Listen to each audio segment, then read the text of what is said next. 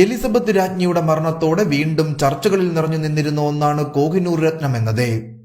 രാജ്ഞിയുടെ കിരീടത്തെ അലങ്കരിക്കുന്ന സവിശേഷമായ കോഹിനൂർ രത്നം ബ്രിട്ടീഷ് ഭരണകാലത്ത് ഇന്ത്യയിൽ നിന്നും കടത്തിക്കൊണ്ടുപോയതാണെന്ന് ചരിത്രം പറയുന്നു. എലിസബത്ത് രാജ്ഞിയുടെ മരണശേഷം ചാൾസ് രാജാവിന്റെ പത്നിയായ കാമിലയാണ് ഇതിന് അവകാശിയായിരിക്കുന്നത്. എന്നാൽ രാജ്യത്ത് നിന്നും കൊണ്ടുപോയത് തിരികെ എത്തിക്കണമെന്ന ആവശ്യം നിലവിൽ ഇന്ത്യയിൽ ശക്തമായിരിക്കുകയാണ്. കോഹിനൂർ രത്നത്തിന്റെ ചരിത്രം നോക്കിയാൽ അത് എത്തി നിൽക്കുക ആന്ധ്രാപ്രദേശിലെ ഗുണ്ടൂർ ജില്ലയിലുള്ള കൊല്ലൂർ എന്ന സ്ഥലത്താണ്. കാകതീയ രാജാക്കന്മാരുടെ കാലത്താണ് ഇത് ഖനനം ചെയ്തത് എന്നാണ് പറയപ്പെടുന്നത്.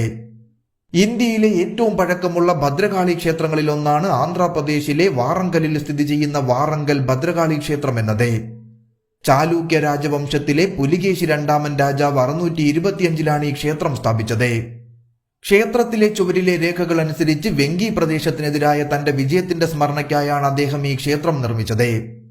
അങ്ങനെ ഈ പ്രദേശത്തിന്റെ ഭരണം ഏറ്റെടുത്ത അവർ ഭദ്രകാളിയെ അവരുടെ കുലദേവതയാക്കുകയും ദേവിയുടെ വിഗ്രഹത്തിന്റെ ഇടത് കണ്ണിൽ കോഹിനൂർ രത്നം വെക്കുകയും ചെയ്തുവെന്നാണ് ചരിത്രം. സ്ത്രീ ശക്തിയുടെ പ്രതീകമായി ആരാധിക്കപ്പെടുന്ന ദേവിയാണ് ഭദ്രകാളി. പ്രകൃതി ഭംഗിയുടെ പശ്ചാത്തലത്തിൽ നിർമ്മിക്കപ്പെട്ടിരിക്കുന്ന ഈ ക്ഷേത്രം അതിന്റെ ഭംഗി കൊണ്ടും ലാളിത്യം കൊണ്ടും പ്രസിദ്ധമാണ്. കാകതീയ കാലത്തെ നിർമ്മാണ രീതികളുടെ സ്വാധീനം ക്ഷേത്രത്തിന്റെ പല ഭാഗങ്ങളിലും നമുക്ക് കാണാൻ സാധിക്കും. സൂര്യോദയ സമയത്തും അസ്തമയ സമയത്തുമുള്ള വെളിച്ചത്തിൽ ക്ഷേത്രത്തിന്റെ ഭംഗി ഇരട്ടിക്കുമെന്നാണ് വിശ്വാസികൾ പറയുന്നത്. കാലങ്ങളോളം ഈ വജ്രം ദേവിയുടെ ക്ഷേത്രത്തിലായിരുന്നു.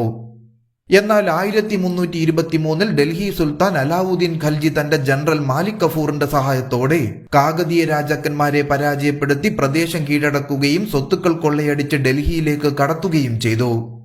ഈ കൂട്ടത്തിൽ കോഹിനൂർ രത്നവും ഉൾപ്പെട്ടിരുന്നുവെങ്കിലും അന്നൊന്നും ഈ രത്നത്തിനൊരു പേരുണ്ടായിരുന്നില്ല എന്നതാണ് ശ്രദ്ധേയം.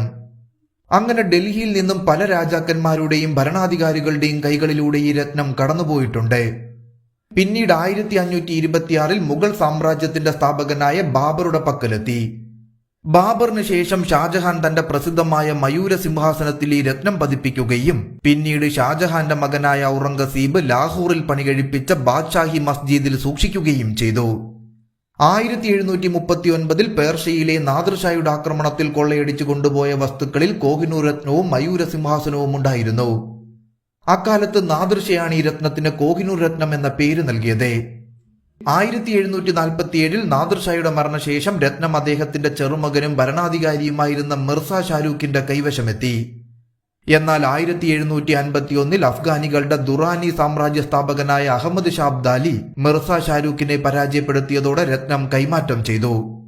പിന്നീട് 1809 അഞ്ചാമത്തെ ദുറാനി ചക്രവർത്തിയായിരുന്ന ഷാ ഷൂജിയുടെ കൈവശമെത്തി. എന്നാൽ തന്റെ അർദ്ധ സഹോദരനായ മഹമ്മൂദ് ഷായോട് പരാജയപ്പെട്ട് രാജ്യം വിട്ടപ്പോൾ അദ്ദേഹം ഈ രത്നം കയ്യിൽ കരുതുകയും ലാഹോറിലെ സിഖ് നേതാവ് രഞ്ജിത് സിംഗിനോട് അഭയം തേടിയപ്പോൾ കയ്യിലെ കോഹിനൂർ രത്നം 1813 രഞ്ജിത് സിംഗിന് കൈമാറുകയും ചെയ്തു. രഞ്ജിത് സിംഗിന്റെ മരണശേഷം ഇത് അദ്ദേഹത്തിന്റെ 5 വയസ്സുള്ള മകൻ ദുലീപ് സിംഗിന്റെ പക്കലെത്തി. എന്നാൽ 1849 കമ്പനി പട്ടാളം പഞ്ചാബ് പിടിച്ചടക്കിയപ്പോൾ ലാഹോർ ഉടമ്പടി പ്രകാരം കോഹിനൂർ രത്നം ബ്രിട്ടീഷ് രാജ്ഞിയുടെ മുന്നിൽ സമർപ്പിക്കപ്പെടുകയായിരുന്നു. പിന്നീട് 1877 വിക്ടോറിയ ചക്രവർത്തിനിയായി അധികാരമേറ്റതോടെ രത്നം അവരുടെ കിരീടത്തിന്റെ ഭാഗമായി മാറി. എന്നാൽ ദേവിയല്ലാതെ ആര് ഈ രത്നം കൈവശം വെച്ചാലും അത് നാശമുണ്ടാക്കുമെന്ന് വിശ്വസിക്കപ്പെടുന്നു. വജ്രം അതിന്റെ കസ്റ്റഡിയിൽ പോയി ഏതാനും വർഷങ്ങൾക്ക് ശേഷം ബ്രിട്ടീഷ് സാമ്രാജ്യം തകർച്ച നേരിട്ടുവെന്നത് ശ്രദ്ധിക്കേണ്ടതാണ്. ഇന്ന് നാം കാണുന്ന ഭദ്രകാളി ക്ഷേത്രത്തെ സംബന്ധിച്ചിടത്തോളം കഴിഞ്ഞ നൂറ്റാണ്ടുകളിൽ നിരവധി കൊള്ളകൾക്കും നാശനഷ്ടങ്ങൾക്കും ശേഷം 1950കളിൽ ഒരു തീവ്രഭക്തനും ചില മനുഷ്യസ്നേഹികളായ സമ്പന്നരായ വ്യാപാരികളും ചേർന്ന് ക്ഷേത്രം പുനഃസ്ഥാപിച്ചു. ഇപ്പോൾ വർഷം മുഴുവനും നിരവധി ഭക്തർ ഈ ക്ഷേത്രം സന്ദർശിക്കുന്നു.